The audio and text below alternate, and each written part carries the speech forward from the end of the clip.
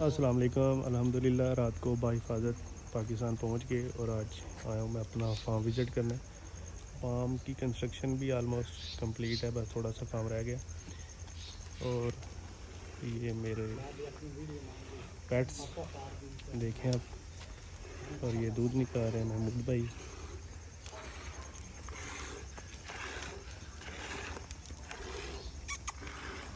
और किधर है? गर्मी बहुत ज़्यादा है, हट आओ। जानवर देखे कहाँ चले गए।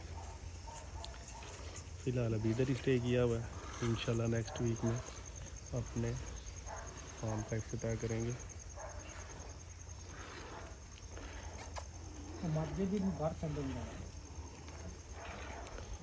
जो अगर वीडियो अच्छी लगी है तो शेयर कीजिएगा ज़रूर, कमेंट करके बताइएगा कैसे हैं हमारे ये जानवर, बकरियाँ।